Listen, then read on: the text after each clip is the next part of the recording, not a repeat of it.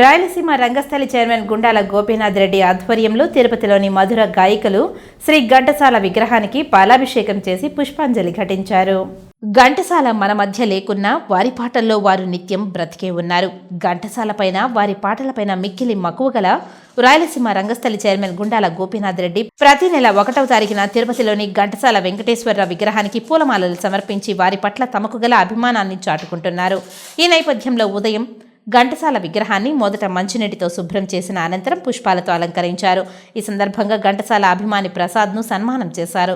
ఈ కార్యక్రమంలో ఘంటసాల అభిమానులు తదితరులు పాల్గొన్నారు. నెలవారీ కార్యక్రమంలో భాగంగా గుండాల గోపీనాథ్ గారి ఆధ్వర్యంలో ఘంటసాలకు ప్రతి నెల 1వ తేదీ 7:30 గంటలకి ఆయనకు అభిషేకము, కులాభిషేకము, ఆయన మనం సన్మానించడం మన అదృష్టంగా భావిస్తున్నాము.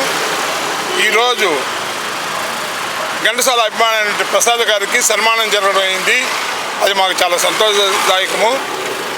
గానగంధర్వుడు ఘంటసాల గారు మన తెలుగువాడుగా పుట్టడము చాలా గొప్పతనము.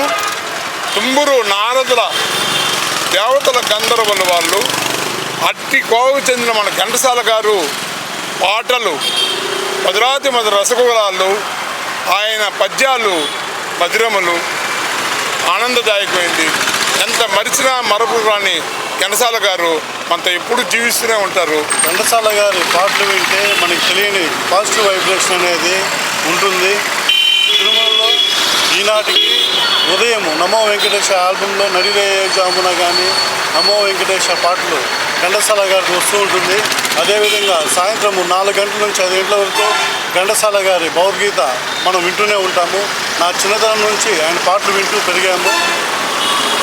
ఏ నాటికైనా ఘంటసాల గారి పాటలు వింటూ ఉన్నామంటే మనకి తెలియకుండానే పాజిటివ్ వైబ్రేషన్ అనేది మనకి ఉంటుంది.